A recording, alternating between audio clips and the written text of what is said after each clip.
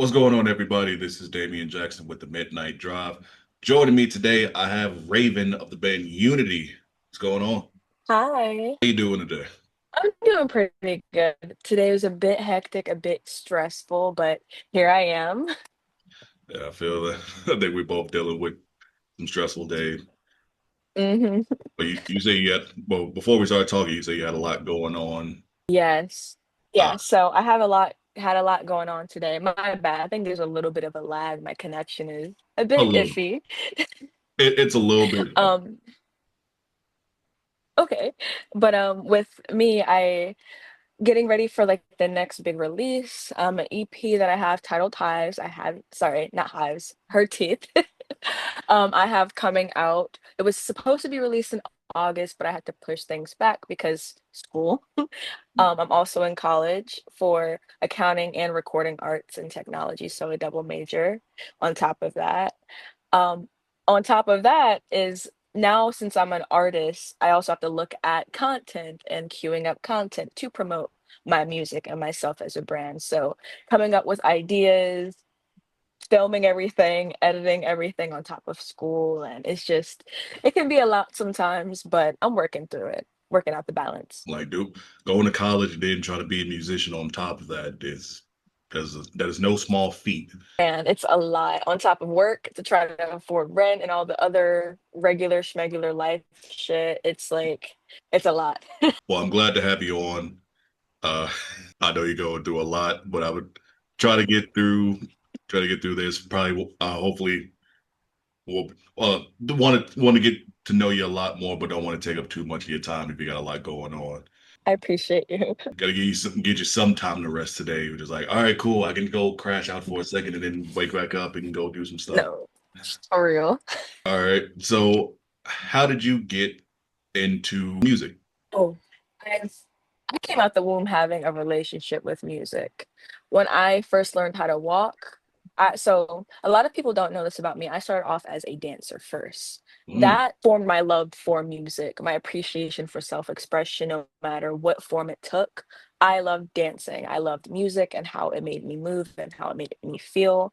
But I fell into a really bad depression because my family situation wasn't the best. And my uncle got incarcerated, and the one thing he left was a keyboard at the back of the room that I used to go to after school. So every day after school, especially when I was really depressed, I would go back there and just kind of mess around on the keyboard. And I would do that like every single day after school. And this is after I stopped dancing. Um, but surely enough, I kind of found myself just writing songs and getting really into it. And then one day I'm like, hey, I think I want to make music now. I like this. I like expressing myself in this way. It connects with me a bit more than dancing does, at this time at least. Um, so next thing you know, I begged my mom, begged her to give me a guitar, give me something else so I could expand on this. And it wasn't until I think my 12th birthday, she managed to save up enough to give me my first guitar. well, that's cool. So, what got you into like rock music and stuff? Ooh, what got me into rock music? Honestly, I think Michael Jackson played a huge part as a segue into rock music. I remember being like very small and watching the music video for Bad, and I'm like, the way that he dressed is so cool. And the guitar, I'm like, dude, this is awesome. But it didn't come full circle until I think it was during the summertime. Me and my cousin, we were on Comcast all on demand. Shout out to Comcast. And we were just bored, nothing to do, so we decided, hey, let's listen to some weird music. It's the early 2000s in the hood in Philly, so you we weren't really it wasn't normal to listen to rock music, metal music, indie music, none of that stuff. You hear people mainly blasting trap, hip hop, and R&B, for real. Yeah. So I remember clicking on like Lamb of God, and I'm not sure what song it was, but it was the early 2000s, so I think I might be able to find it in their discography. And I remember pressing on the music video, and me and my cousin were just making fun of these guys. I mean, like laughing our asses off. Like, what are they doing? Why are they headbanging? What even is that? It sounds crazy. Look at him scream. Like, how does he do that? And people listen to this. Ha ha ha ha. Sort of thing. And then I asked her to play it again, and I stopped laughing, and I asked her to play it again and again and again. And I remember my cousin being like, "Why do you keep asking me to play this?" I'm like, "No, no, no. Listen, it's kind of cool, actually. It's Hmm. kind of cool. Listen to the guitar. It's kind of cool. Like, let him cook. Give it a chance." And in that moment, I knew this fast, heavy, it was for me. Um, and my family obviously did not approve. Oh, hell no. My family is half from the South and half from, Virginia. And so they're like, oh, absolutely not. We're not about to entertain this type of music. This devil music is what they called it. So it's something that I had to fight to listen to growing up, and dressing the way that I dress and expressing myself the way that I do. It was an uphill battle. So I remember I got my first phone ever. It was an Obama phone. Oh, And what? a Obama phone. That's what we Oh, call them in wow. Philly. A Obama phone, a I little know what you mean. Yeah, I know what you mean. and at the time, like, everybody around me had iPhones. They had this, they had that. And I'm like, I'm old enough. What gives? She's like, I don't want you listening to that type of music. It's evil. You don't understand what these people are saying. Very closed off. Hmm. Um, but when I would go to school, I would try my best to get on the laptops and get on the computers to try to listen to it. Hell yeah. So that coupled with, playing keys and guitar. And once I finally did get a touchscreen phone, it was from there, hit the ground running. I discovered bands like Bring Me the Horizon, Pierce the Veil, um, Bad Brains, Black Flag, Zulu, like, and I'm like, oh shit. And getting introduced to Bad Brains showed me that, like, oh, this music came from my people. And Yeah. oh, we've been doing this for a long time. Hmm. And that was a part of my upbringing and culture that I had no idea about. And then that led me down a rabbit hole of like, okay, everyone seems to love Elvis. Oh, he got all of his inspiration from so and so, Little Richard, da da da da. He stole it all, Yeah. basically. Sister Rosetta Tharpe, she pioneered rock and roll. Tina Bell, she started grunge music. And I found out, like, oh, we really started this. We paved the way for this music that I love so much. Mhm. So when I got older, I asked my family, like, hey, you should really look into this, because this isn't devil worship, evil. This is music that we created, that came from us, Yeah. you know? And since then, here I am. Yeah. I was kind of in the same boat to a certain extent with you, to where like I kind of grew up. I'm from Chicago, but it's the White Sox hat. I'm a South Sider for life. But yeah, like growing up like in like the later version of the 90s, early 2000s, it was more like yeah, the hip hop, R&B, stuff like that. Was the one that actually got me into rock music. Because he listened to like Led Zeppelin and stuff like that, Yep. Pink Floyd. And then I got into like System of a Down and all the Hmm. different stuff, like watch stuff on TV. Being a wrestling fan, listening to a lot of like the rock from Yep. stuff on there. The video games, a lot of rock stuff on there, which to a certain extent I listened to. Like I was still trying to listen to like more rap, but I got into I guess what people would see as like mainstream or just like radio rock. Like I listen like my favorite radio station of all time is still Q101, that I don't think is around in Chicago anymore. But it was the alternative station, which don't really can't really consider alternative because it is like, hey, we playing Red Hot Chili Peppers with Disturbed and Metallica, and then we're gonna play the Hmm. Offsprings and Beck and Butthole Surfer, and Oh yeah. they were going into Rancid, and I'm just like, this is just everywhere, which is the reason why I like doing my radio show, and also doing these interviews with like with people from kind of the same walks of life, or even like even if it is a different way of like how they got into rock music. Um, I believe me, you, and it's someone else I talked to out of DC. Her name is Samaya. she was kind of that same way too, where her experience is a little bit different to where she didn't have to, like I'm kind of the same way with you where like my mom was one who was like, why are you listening to this? My friends were kind of like, why are you listening to this at the time? Uh her it was like a little bit different to go. I'll go ahead. So yeah, definitely. Yeah. But with her it That's was more funny. like she kind of got more accepted with a lot of stuff. Like Mm. 'cause I think what she was saying was like when it came to her actually wanting to do the music, her dad was kind of like, why you want to do this, but her dad was the one that got her into it. I know with us it's a little bit different. So the other side to where it's like we liked something, but then got kind of like ridiculed for liking it. Yes, absolutely. Like out of it's now, especially since like with my music and what I've been putting out and shows, now it's accepted by my family because they're like, "Oh, it's coming full circle, you're doing well." But still, no one's ever seen me actually perform my music in my family.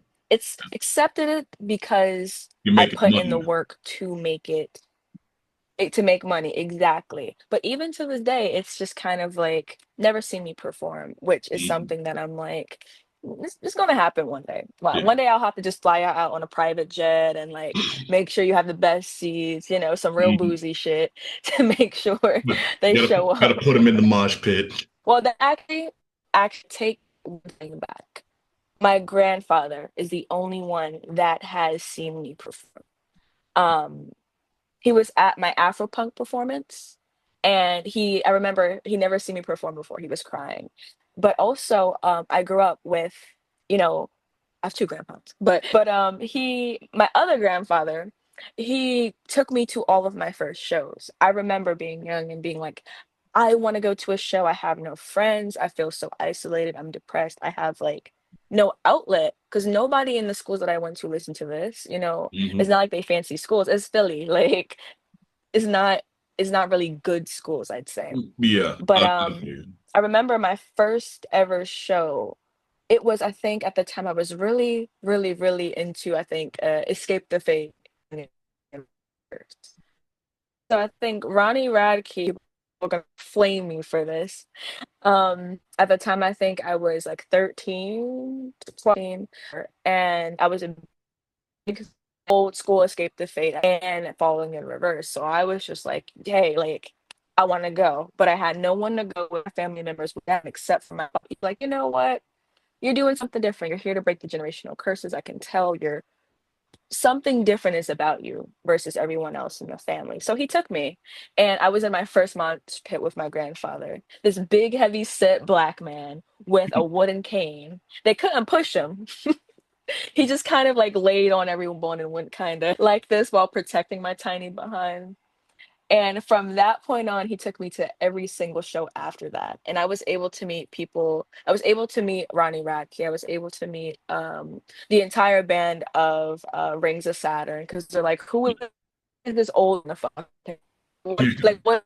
I met a few other people, but that played a very important role growing up because it showed me that my heart, like, yes, I love to create music, but my heart is really in performing and seeing people and connecting with people physically in that way. Well, that's cool. Your grandfather like did that for you, like you said, like breaking the generational curse or whatever, but just doing something different because usually it is the older people who are just Mhm. like, "What are you listening to this for?" Like Yeah.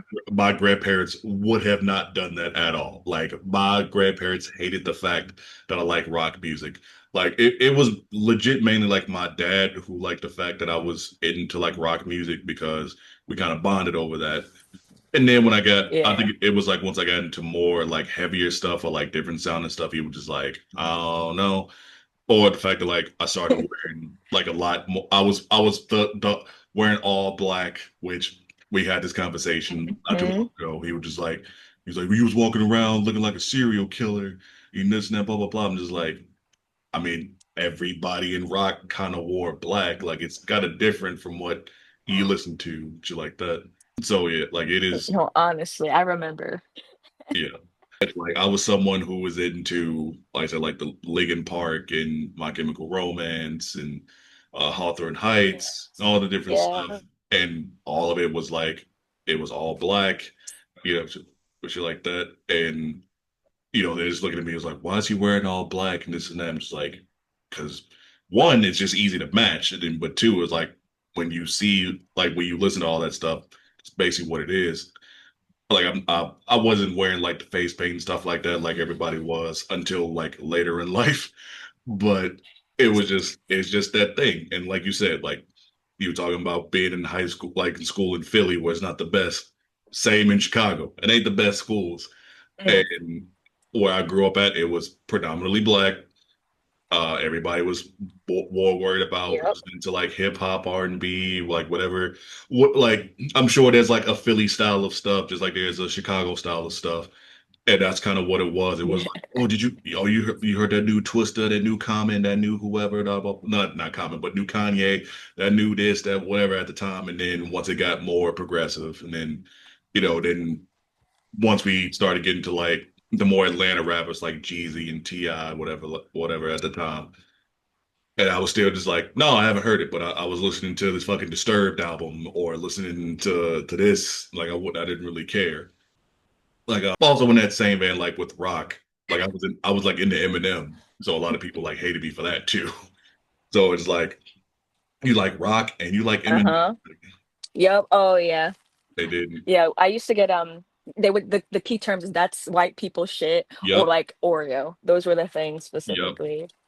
Uh-huh. And I still get it to this day because like what one of my favorite artists is Tyler the Creator, and he when he first came out Yeah. he was Black Eminem, like real shit. Like he was talking all that crazy shit that Eminem was, and I think it's like until Hmm. now where he like kind of grew up and started talking about different stuff. But Yeah. yeah, it was still like, why do you listen to him? That's white people shit. I'm just like, because I like it. It sounds good to me. Uh-huh. And now everybody is now something that's so much more accepted. And it's like Hmm. I have a younger sister who, started listening to Cannibal Corpse and Suicide Silence and like everything that I still currently listen to. She's Hmm. like, she developed a love for it. And to see that she has like not only a huge friend group of people who listen to similar stuff that are, black and brown at school and people she can go to the concerts with and like different small concerts you can go to for people her age. I'm like, I wish I had that. I'm Same. happy, but I'm also like, damn. That's how I am too. It is like I'm glad that y'all enjoy this, but y'all ain't vetted in this shit like I was. Like I got fucking writ like Uh-huh. I got talk shit on and stuff. Like I got called Oreo, all that other Yup. shit. And I'm Hmm. just like, fuck off. I'm like, this is what I like. Why do you care?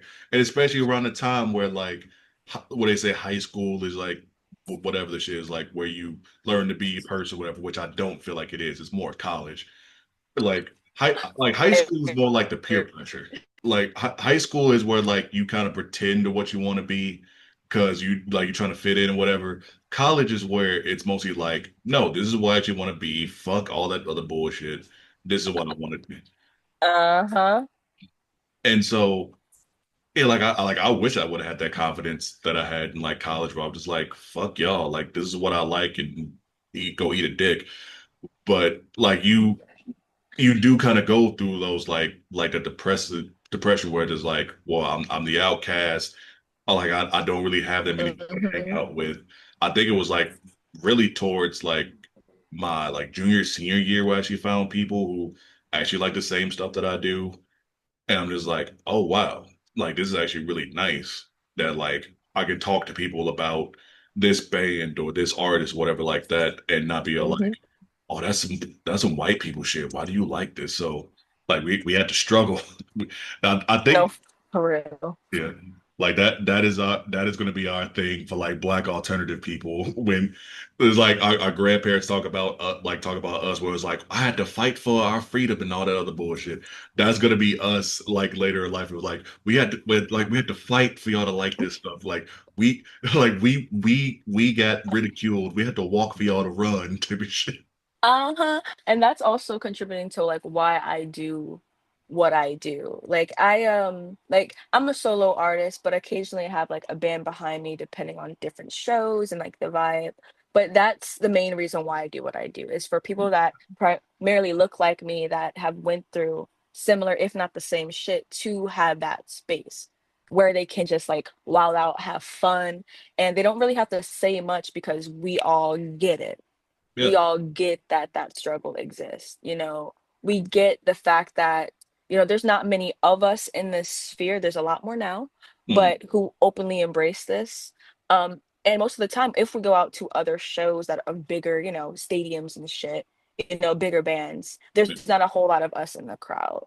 Mm, So like cultivating that space for people like us specifically to have fun and also have that representation of us doing it.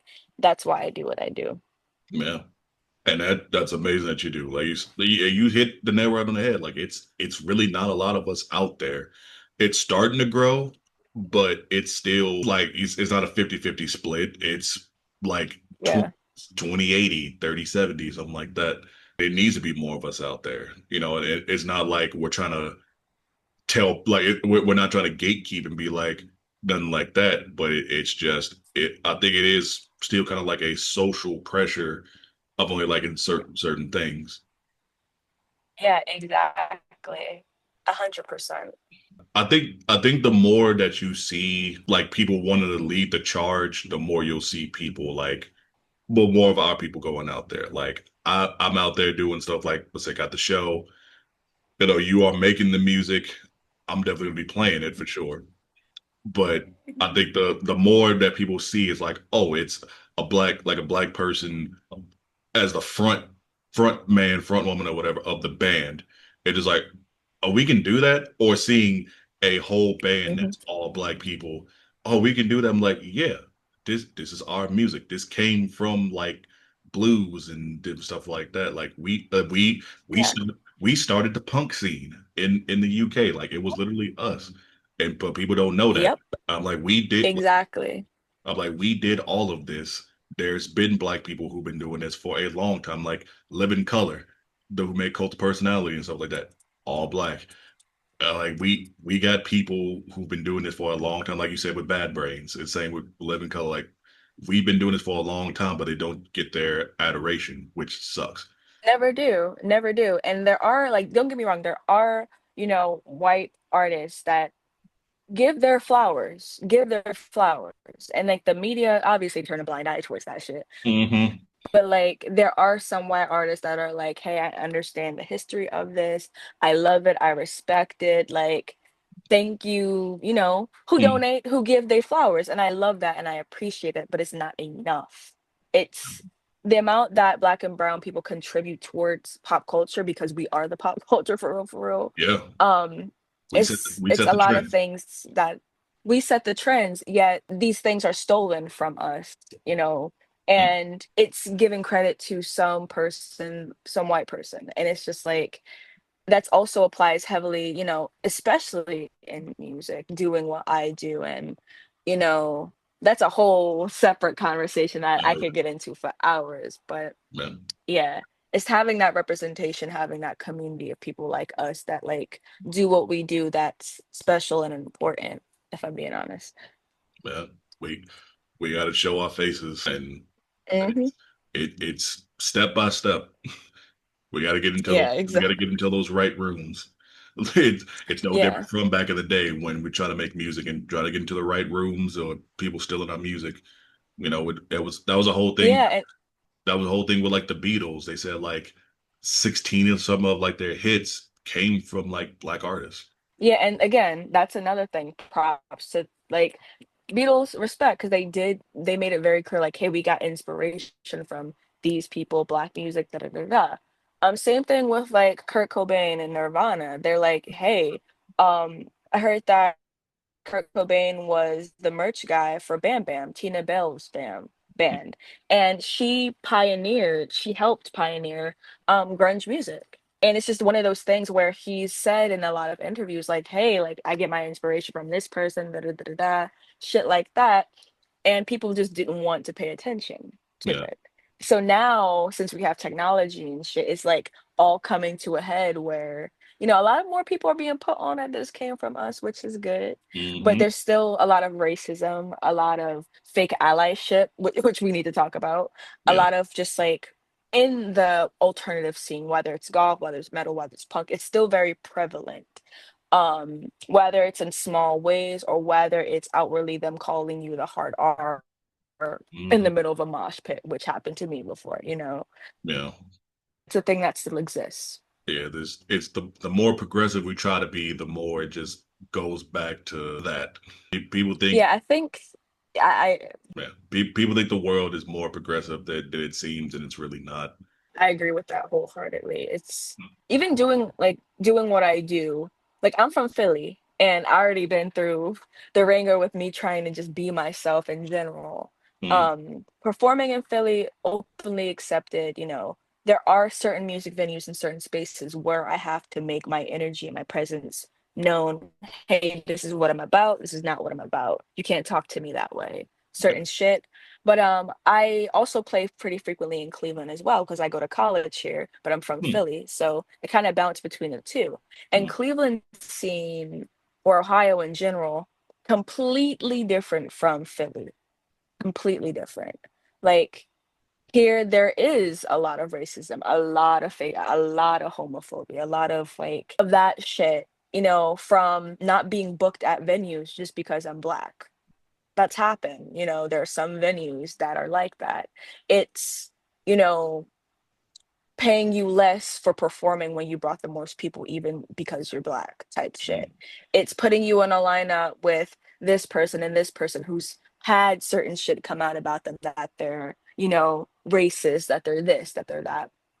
And most importantly, it's overall like how it's platform, who they actually want to see succeed, you know, who they want to who they want to put on that platform and pedestal. And it's something very, very different from Philly for sure. I've been called the hard R at shows here in Cleveland, you know, and I have stories of friends who, you know, go out to LA and you think that it would be this beautiful, like it's so diverse, it's so progressive place where like literal Nazis have pulled out knives in the middle of shows to stab people in the mosh pit. It's like shit like that happens everywhere, you know? So mm. it's one of those things of being a black woman making the music that I do that I have to really like keep in mind, like, hey, like, yeah, it's fun, it's happy I'm performing, but also if it were someone other than me, you know, with a lighter complexion, they'd easily put them on this stage too. Yeah, Easily have them replace me. The labels would easily take my sound, give it to someone that is white, and then, you know, give them a shit ton of money to go make their do what they do. yeah.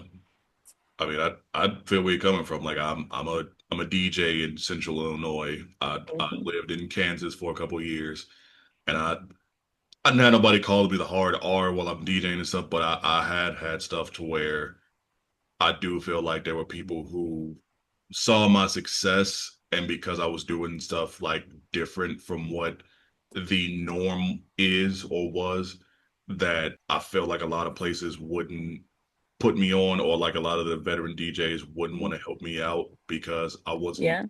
doing certain stuff like the way they were. They would like click up and stuff like that, and only Yep.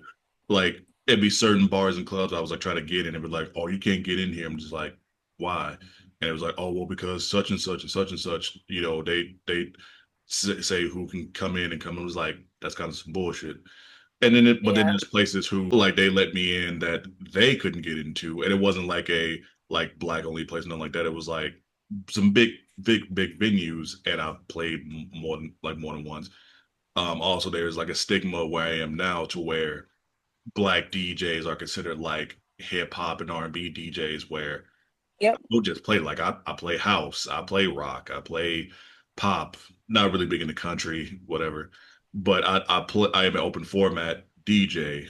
But because of my complexion, people automatically think that I do. Like even when I got on my radio station that I volunteer with, I was in a Mhm. meeting and one of the head people were like, "Oh, well, you are. Oh, well, I know you're probably I know that you're hip hop," and I'm just like, "No." And I like it's people like I am not that. Like I am open format. Like I don't want Yeah. to be put in that box. And I feel like with being a entertainer of any kind, you get put in a box when you are of a certain complexion. Yes. Absolutely. Absolutely. And one of my favorite things is like people assume, oh, you make R&B. Oh, I'm like, okay. Yeah, I totally do. You want to hear some of my music? Yeah. And then I that's show them my music and it's like, No, literally. And they're like, "Oh, this is you? Yeah, this is me. Why are you Mm, screaming like that?" I don't make R&B. yeah. I'm not an like um it used to be something that annoys me, but instead of responding to something like that with being like, "Oh, here we go." It's more of a, "Okay, let me make myself laugh real quick," because you assume that because I'm a black girl that says I do music, right? So, Oh, trust me, I know I look like a walking stereotype when I go into a room. Like I am a 6'5", like 300 pound black man. I know I I look like a fucking Ice Cube meme. Like like I look like a walking felony when I walk into a place. It just but I gotta show people is like, yo, look, like, and I've told like bar owners stuff like that. I'm like, hey, look, I know what you think I might play. I don't. Like I had a residency at a bar for like over a year, and I got that because I had to show the well I've been there before, but like I had to show him like, hey, I'm not just playing just hip hop and R&B. Like I like rock, I like house, I got into dubstep yeah. and stuff like that and different shit. I had to show that to like other people that like this like yeah I do like hip hop and R&B to a certain extent because the newer shit fucking sucks.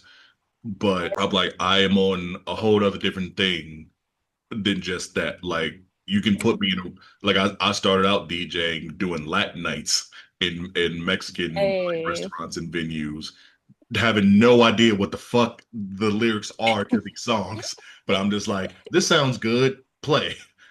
no, So literally.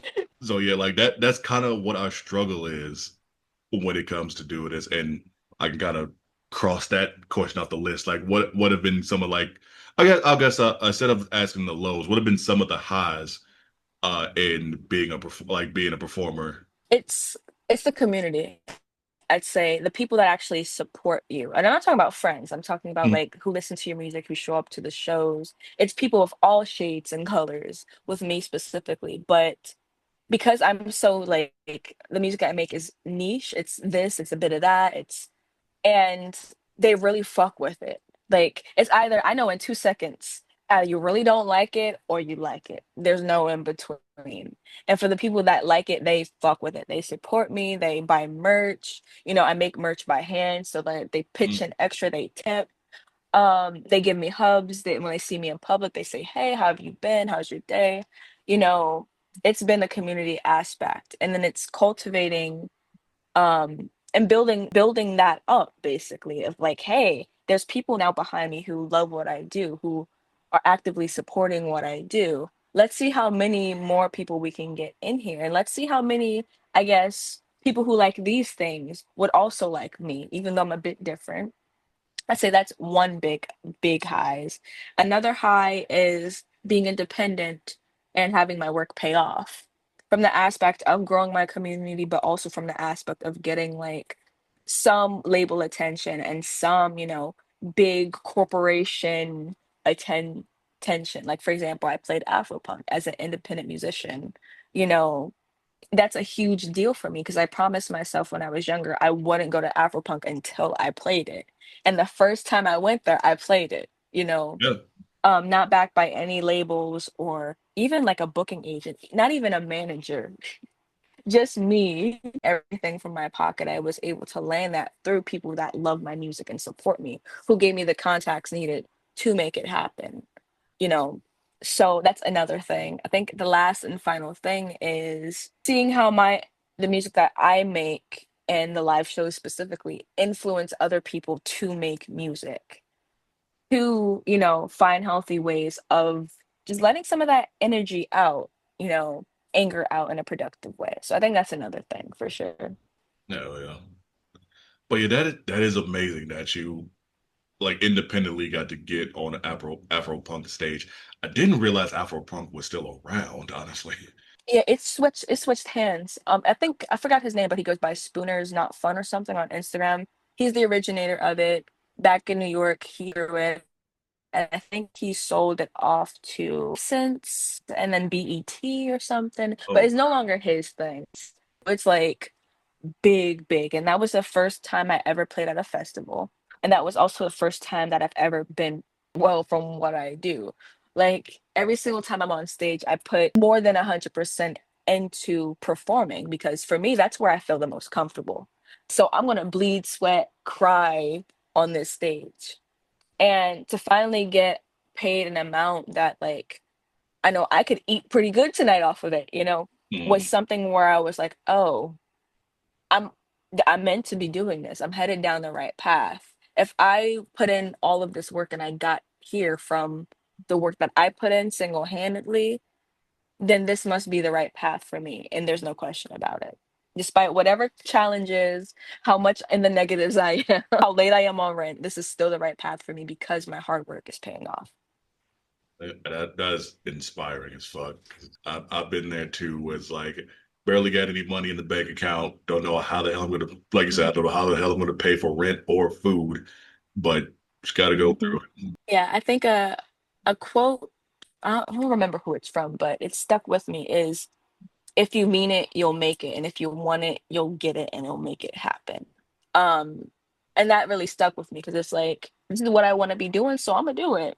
Regardless if I live in a box, we'll have to move back in with family, we'll have to sleep in my car for a while. Mm, If this is the thing that makes me feel alive genuinely, then I'm gonna do that because we're not on this earth for a long time, no, you know. So why should I spend it working for someone else and, doing these things to keep up this fake ass image of having my life together when in actuality we all don't know what the fuck's going on. We're just trying our best. yeah. And the one thing I can do is, yeah. No, go ahead, finish. Oh, my bad. And like the one thing I can do is to make sure the time that I spend, at least some of it, is going towards what I actually want to do, regardless of bills and money and the time, at least in some capacity.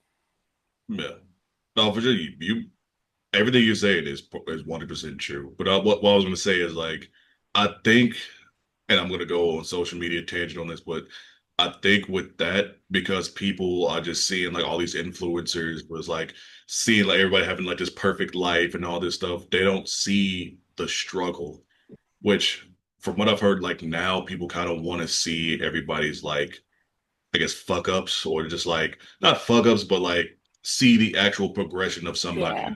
becoming not even famous, but like seeing their talent, like seeing a band who are just like performing in a Yeah. garage to like go into doing like shows and stuff, like hearing them mess up a song or be like, oh well, nobody's at my shows, it's like five people, whatever, and then seeing them getting better and better to doing like big arenas or like bigger shows and stuff like Hmm.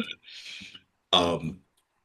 Which I hope sticks. Like I don't want to just be on somebody's page and just, oh, look at my life. Like get ready with me for my perfect life. I wake up at fucking 6 in the morning and da da da da. Yeah. Da. I'm just like, no. Well, like Drink my $10 coffee. mm-hmm. I'm like you want to see my life? I wake up at 1 o'clock in the afternoon. Like I'm tired because I didn't go to bed until like 5. I get up, do whatever I need to Yep. do. I go to work at a job that I fucking hate, and then I do the actual thing that I Mhm. want to do, which is playing in front of people. And then depending on how much I get paid, it's good or it's shit, and that's what I want to do.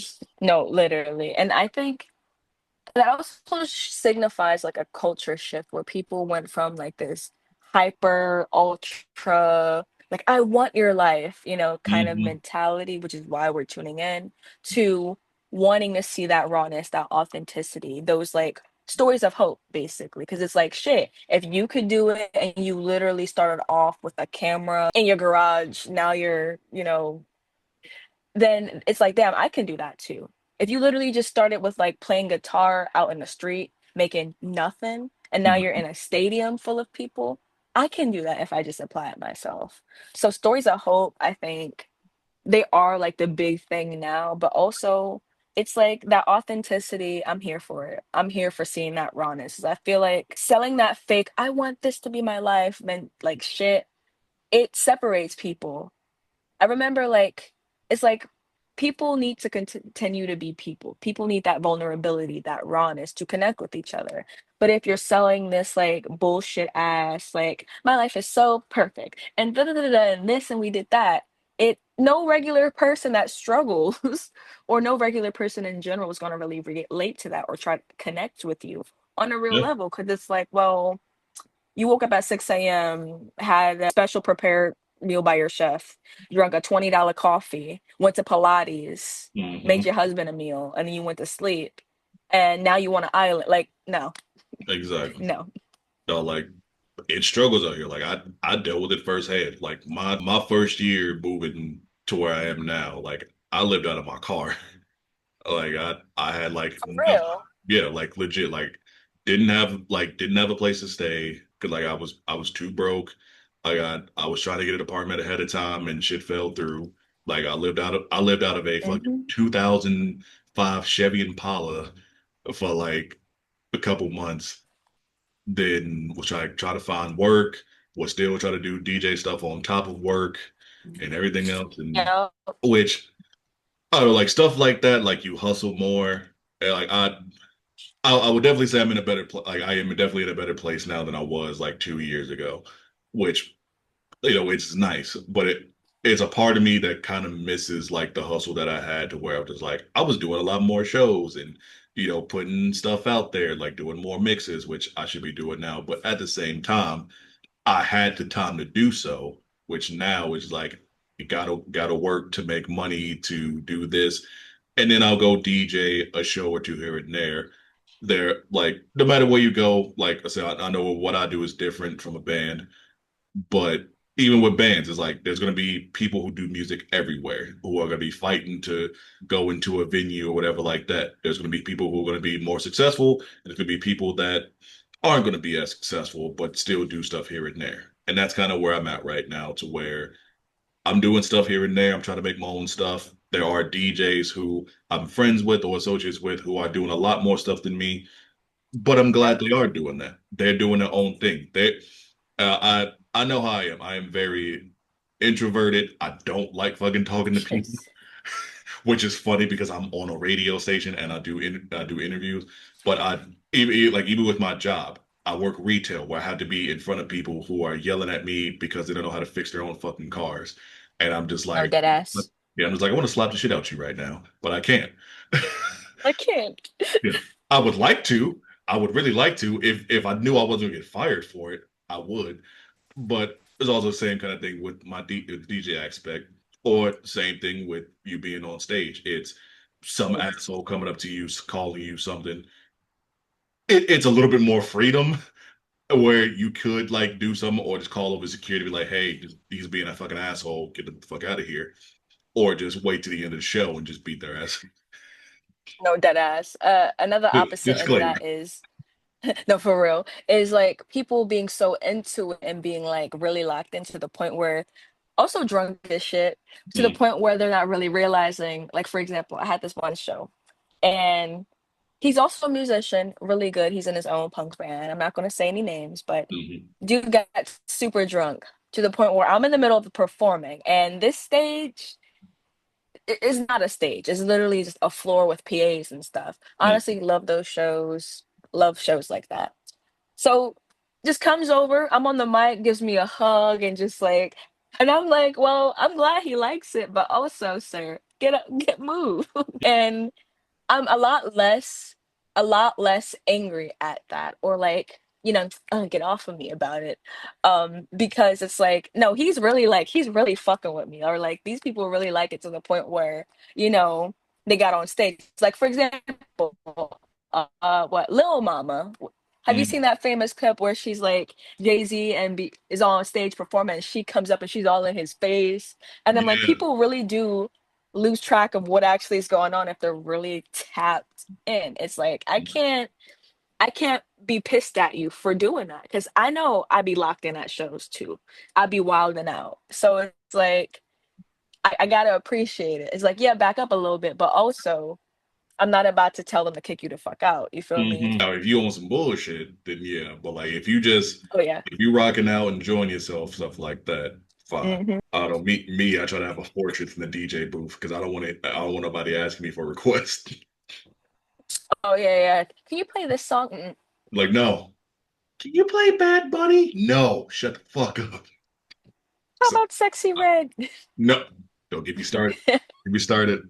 That'll be another hour of this interview of just me No, ranting. for real. Okay, can you play Sexy Red or Cardi B or Megan Thee Stallion or whatever generic black trap chick? I'm like, no, go away. No. "I just wanna pop my pussy." I had somebody literally say that. I'm not even joking. Somebody literally said that. I'm just like, Shit, at least she was being honest. I was I was at I was at I DJ a brunch and I had this chick come up to me, ask me to play some stuff so she can pop up. I'm like, no. I'm like, it's At fucking like, brunch? That's a yes, little early. it's like fucking like 1 p.m. I'm like, no. Like I'm gonna keep playing this No, still. she said, "Enjoy myself." No, she said it. She was But so yeah, any more, good. oh, my bad. Any more questions? Yeah, my bad. We just keep going on tangents and rants. Um, what bands inspire your music and writing process? Oh, bands. I'd say, like, first, I gotta always Michael. Michael is a big one. I might butcher their name, but Skunk Anansi? Nancy? I think Nancy. Amazing, amazing, amazing voice. Everything about her and the band influenced me. I also say since I grew up in like Philly on the East Coast, like a lot of weird ass noise music also influenced me a lot. So I'd say everything from like Dream Crusher, amazing, amazing artist, by the way. Definitely should check out. Influenced me. Who else? Think at the top of my head is a lot. Linkin Park, I have to always give props. If it wasn't for hearing Chester Bennington and that performance with Jay-Z for the first time, I wouldn't have discovered that like I want to scream. Like, yeah, I listened to Lamb of God and that introduced me to like heavier vocals, but hearing Chester Bennington scream the way that he does Oh yeah. opened me up to actually wanting to do it and wanting to learn it and take it seriously. So I have to always say Linkin Park, always. Hell yeah. Um, I'm definitely, even though my people might say my music doesn't reflect it, obviously, like Aretha Franklin too. I gotta respect those that come before me that help pave the way to do what I do. Another big influence, Show Me the Body from New York. Their raw, unapologetic sound and talking about their experiences in New York, how shit is, industry shit. I fucking love them. Like, I still do to this day. I think the last but not least, I have to really say like the typical emo bands or like hardcore deathcore bands like Suicide Silence, Pierce the Veil. Pierce the Veil helped a lot with my songwriting and Suicide Silence specifically. Um, I have a lot of influences. I could keep going on and on and on and on. But yeah, like I'd say my thing is that I'm not just like rock. I am East Coast noise shit meeting hardcore punk shit, like a weird love child between the two. Because I kind of bridging that gap between the like noise queer rave scene and like the stiff neck white boys that like to crowd kill at hardcore shows. That's a great way of putting that. Like, yeah, having those two worlds collide is honestly like perfect. Like that's not even like a market reaching thing, but like the fact you can put those two together and make something like make your own sound is incredible. Like and I listen to your music. I was just in like I like the past like few weeks been listening to it and just like jamming out. I played it a couple times at work. It's Then you'll love the new stuff that I have coming out. I have an EP coming out called Hurt Tea. It's set to be released this fall, but I'll be releasing my first single from it called Swans in the next few weeks. So keep an eye out. Keep an eye out. Swans about genocide in Palestine right now, along with just how the human life has been that it will profit dollar. And it's kind of being fed up with that. It's grappling with The thought that, like, hey, we're each put on this earth, each with our own voice, identities, experiences, which is something that means something. Yet, where people die over so much less. People die over a conflict that they didn't even ask to be born in, or, you know, reduced to a fucking resource, getting killed over a resource in a different country. Hmm. And it's just being very angry, fed up over that. It's not being able to control that, not being able to really, out of that because no one asks for that, you know. So that's what Swans is about. It's pretty heavy, but in terms of the topic, and it's very weighted, but I felt like I have a lot to say about shit like that, and the best way for me to convey it is through music. Oh yeah, like that. That's the best way to do it. I think Yeah. the best artists have like a message in their music. And when like I'm a big System of a Down fan, and most of their stuff is Yes. like it has a message about shit like that, Rage Against the Machine, all that stuff. So, Yep. uh, when you're not rocking out, what are you doing in your free time? I'm going to school. I am going to school, watering my plants, and taking long walks and cooking. Um, Are you a decent yeah, cook? if I'm not, oh, absolutely. I get that from my grandma. Okay. My grandmama taught me everything she knew. So I love to throw down in the kitchen, trying new recipes, learning from other cultures about different things. I'm also big green thumb. I love planting stuff. I love having a garden, indoor and outdoor. Hmm. With a cat, that can be kind of difficult, but I love him anyway. And also it's just maintaining that balance because with music and everything that's going on in the world, it's easy to really kind of be caught up Yeah. in just life and trying to survive. But going on walks and just tending to my plants and just cooking a nice dinner, helps me kind of recenter myself to be like, hey, it's okay, breathe, take a beat, take a step back, things are going to be fine, which that's just my way of kind of coping. And that's great. You have those like other outlets to like give you time away from things, 'cause especially with like college, they could be very stressful too. But the fact that you're adding other stuff on top of that, like it is a very good thing that you are finding something to like help with like your mental. Yeah, I'll be trying my best to help with my mental as much as I can. Trying. Like you said, like finding that balance in life is already hard. But the fact that all these things going on, and the fact that you're just like, all right, I'm gonna cook, or I'm going to do my plants, or just even like taking some time out just to go walk.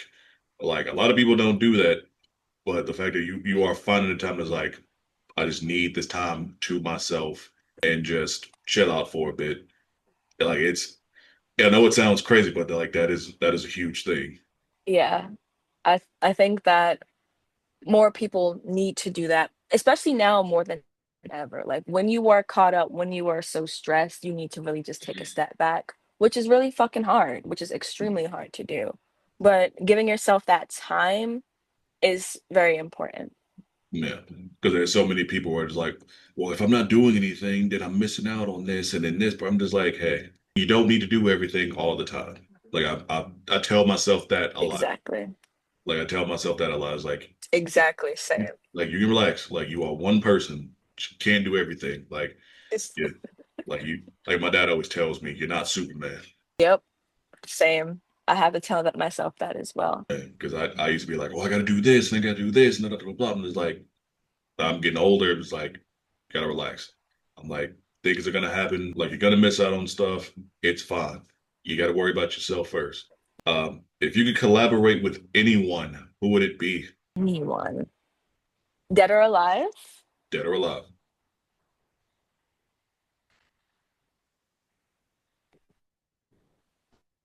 Mm, that is so hard. I know Hmm. I mentioned him like a thou, but it has to be Michael. It has to be. It has to be Michael Jackson. Has to be. But someone still present with us. That's a lot of people, man. You're making me choose. That's a lot of damn people that I'm. Damn. Okay. I'd honestly say it has to be Kendrick.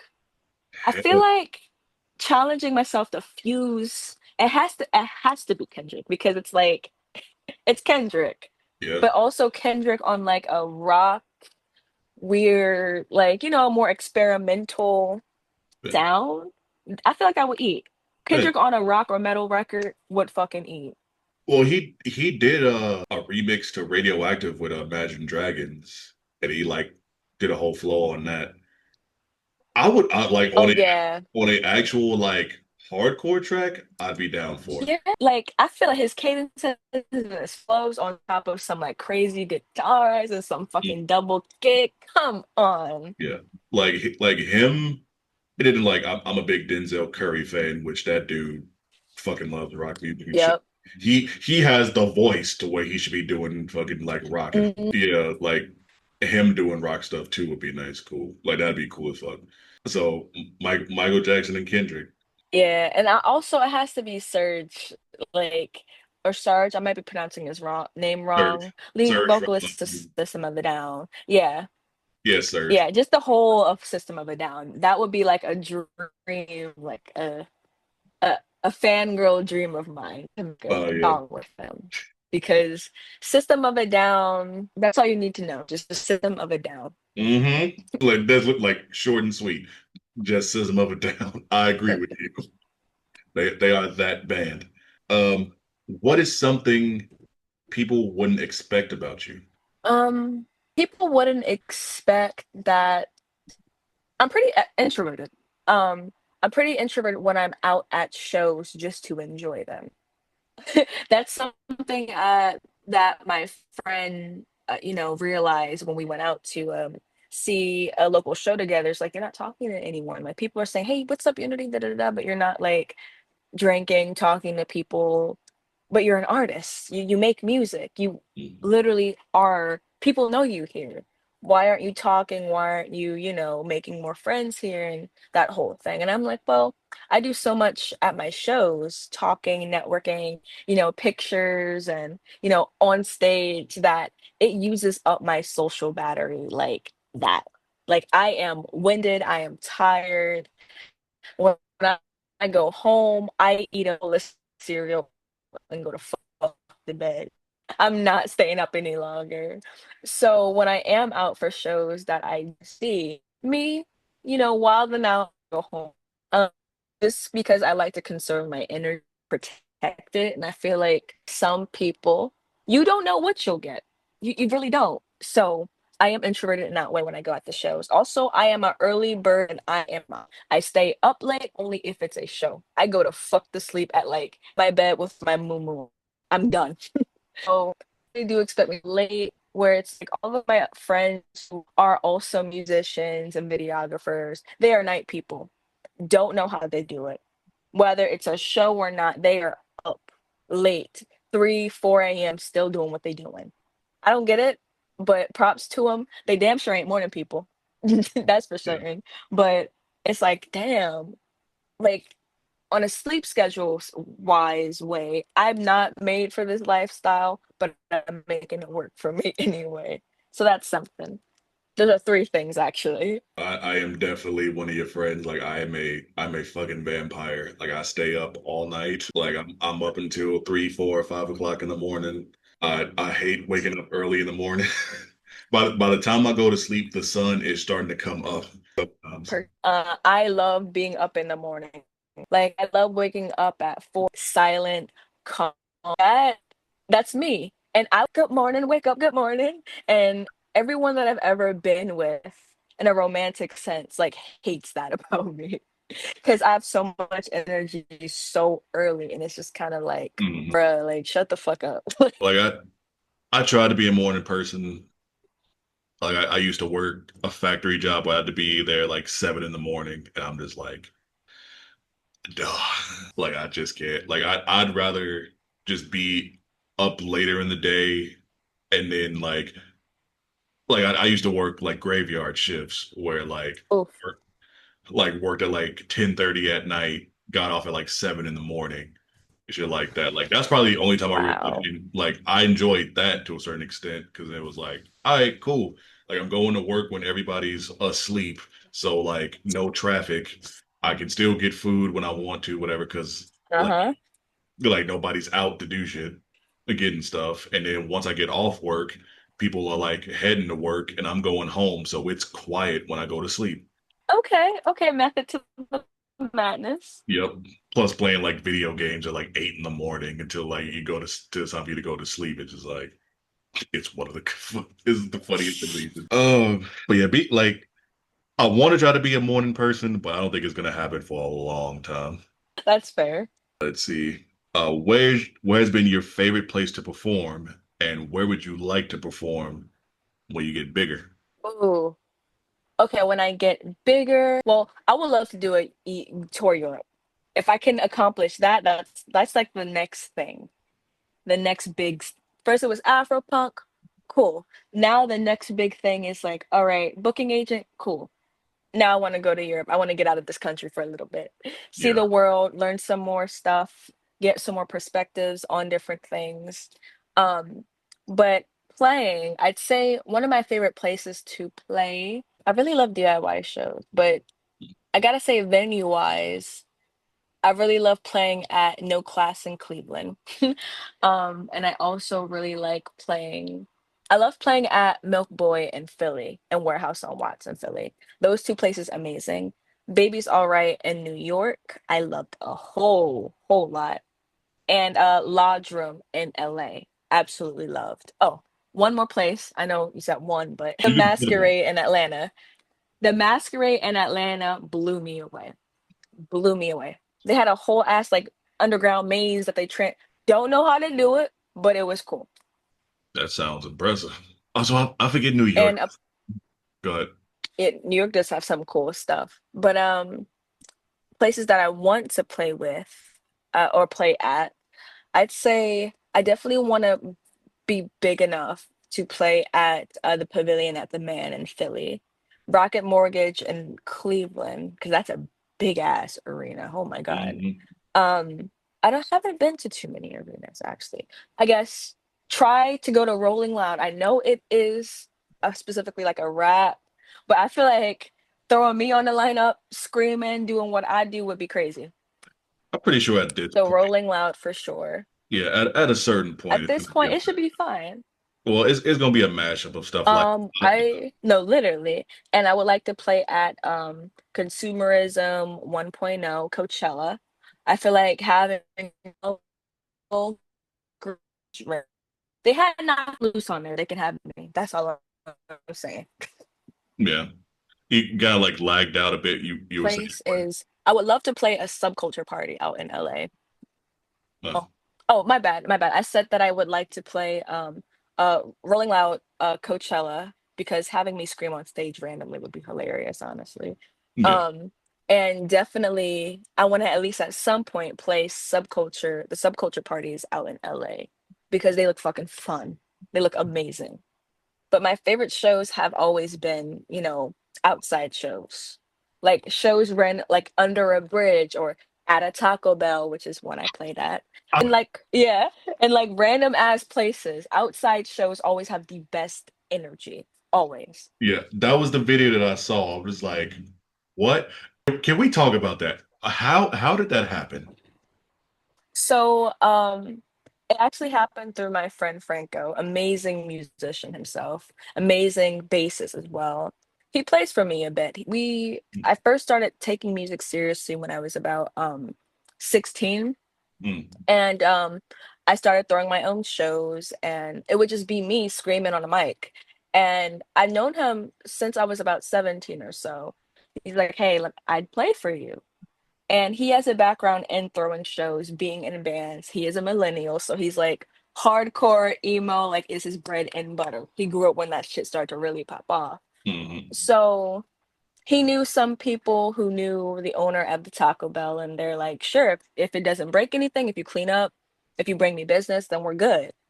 And then he likes to obsess. When he's locked in on something, he obsesses over it. So he found sponsorships. He found the bands that'll be performing.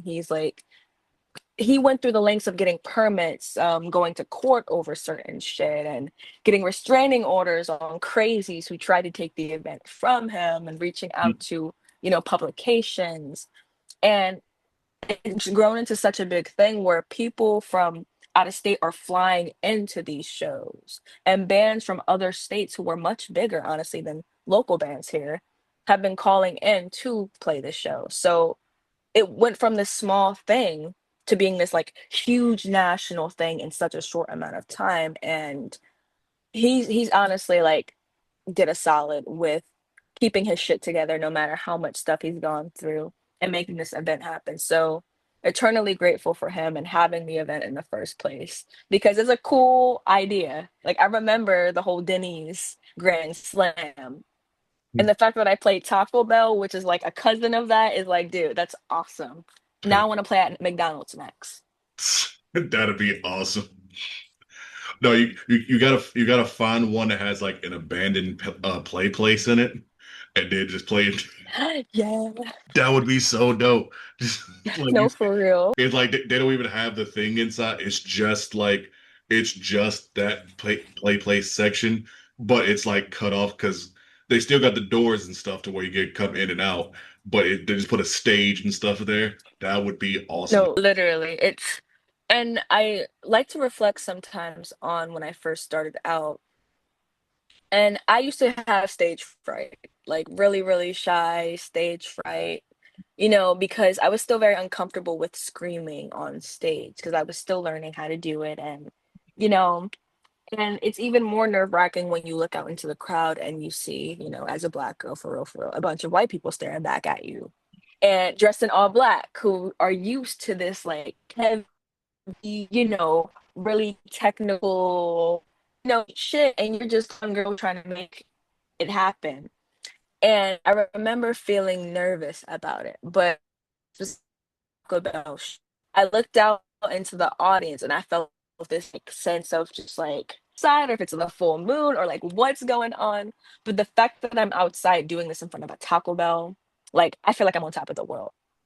So I will command the audience to have fun. And that's exactly what they did. I love outside shows. I love them. Outside shows are so much fun because like you don't have to worry about like not having room and stuff like that. Like depending on where you are, it it's just a different energy to it. Yeah, it feels a lot more, I guess, natural, if that makes sense. And the energy, I don't know, the energy of the crowd flows better outside, if that makes sense. I remember there was this one time, not to get into some like weird spooky woo type But shit, but there was this one time I performed outside, and out of nowhere it just started, I got done and just started pouring raining. And instead of being like, oh no, it's raining, I remember just like feeling happy, and the crowd was happy and everyone was just like dancing in the rain. And it was this moment where I started crying, like, damn, this feels so nice. mhm. This feels so good. Don't know why, but it just does. Oh, Everything good. yeah, my phone has just been going off. Shit. Huh, the wheel keeps turning. All right, let's keep going with these questions because I'm pretty sure people are like, "Where are you? What are you doing?" No, for real. What is your Mount Rushmore of rock? Mm. You asking me these hard at questions. hmm I do this with everybody. It gets people. My Mount Rushmore of rock. Okay. Band wise, System of a Down, Linkin Park, Pierce the Veil, Bad Brains. Bad brains. I think that has to be like, that's a hard question to ask off the rip.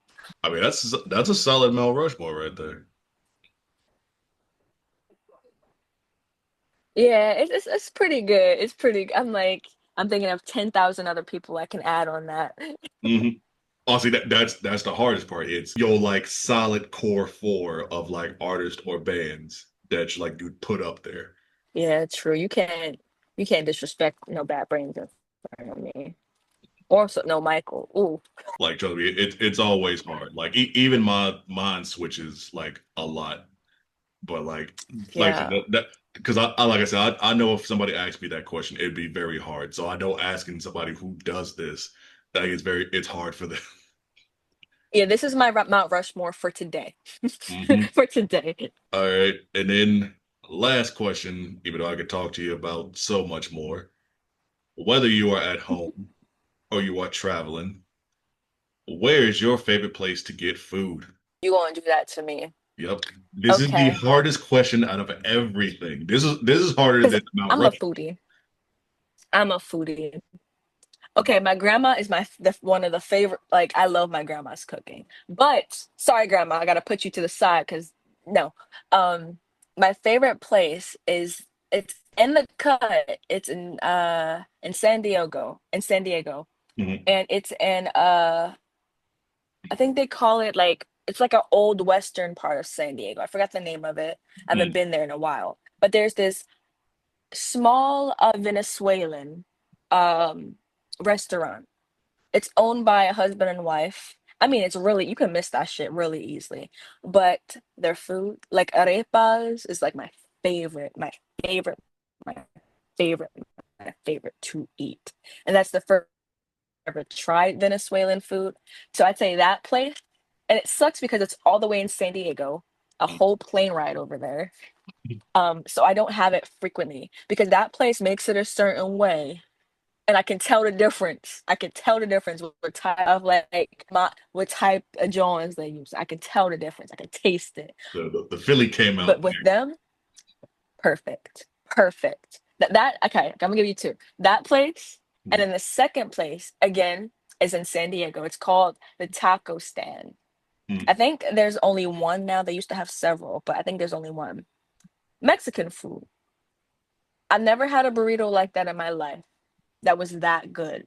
If you told me choose either your family or lifetime supply of the burritos. I tell my family I love y'all, but the burritos takes it. Like, and which is crazy the fact that I'm being recorded Oh, saying that. But when I tell you, it's like somebody's abuela put their soul into those burritos.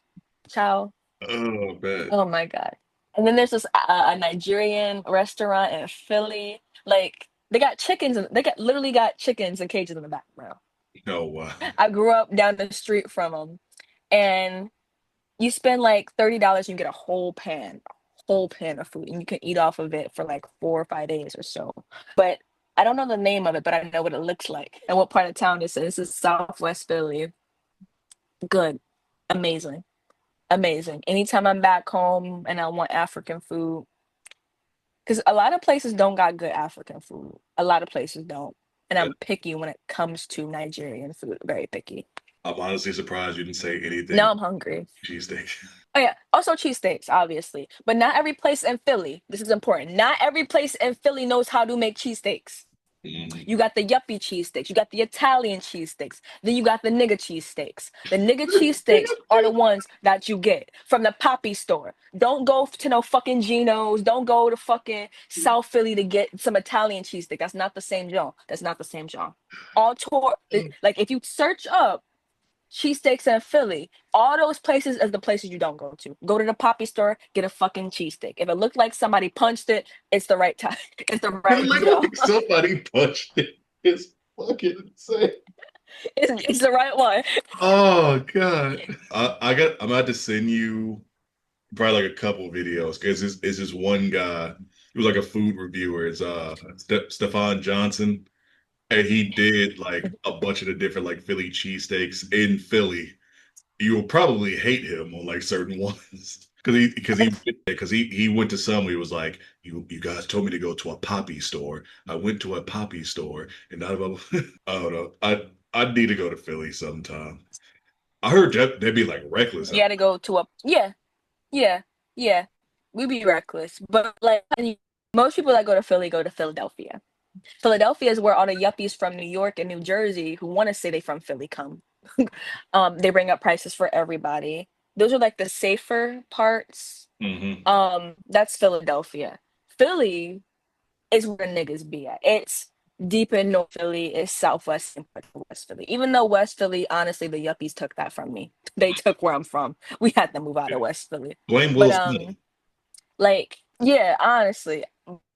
honestly, um, but best believe when the birds are winning, everybody and their dogs coming out. Niggas are flying from Timbuktu to come to Philly just to wild out, which had me be having me rolling because I was like, "Who are you? Mm. Where did you come?" Oh, that's the same with Chicago. But when you in Philly, you gotta get oh shit. When you in Philly, you gotta get a cheesesteak from the Poppy store. What Poppy store? Go to Southwest Philly and get a cheesesteak. Don't go to no or North Philly. North Philly depends. It depends if you go North Philly a little dicey. You might get shot on your way to go into the Poppy store. Southwest, you a little bit more safer. You might just get stabbed or robbed. West Philly, those bitches dry. They'll ask if you want seitan instead of fucking regular beef. Like they'll get you some yuppie ass, dry ass shit. Don't go to West for no cheesesteaks. Then you gotta get yourself a water ice and a pretzel from the Poppy store as well. Poppy might have it, depends on where you go, but water ice stand, get yourself a soft pretzel from Poppy. Put the pretzel in the water ice. Boom, you good. Whenever you back in Philly, I'm gonna fly out there and we can go and you can show me around. Like I gotta be with somebody who's like vetted. Like I need somebody. I'm gonna just be straight tourist. I'm gonna show you all the places you don't go, all of the joints you don't go to. I'm trying to go do more stuff, like fly to more places. Like I'm already looking at trying to go to like New York and like Texas and different shit. So I'm gonna add Philly on the list Yeah, I'll be. Hey, let me know. I'll give you a tour. I'll show you some stuff. You know what I mean? I'll make sure you good. because I'm already going to see some homies out in well another band that I talked to out in Brooklyn. They gonna take me to a couple Nice. places.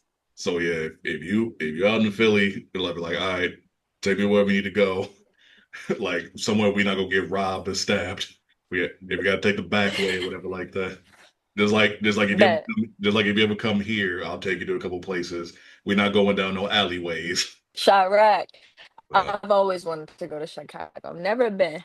Niggas be juking there, right? That's the thing is juking, right? yeah, juking, footwork, and Okay. don't know. Oh yeah, and then like two stepping.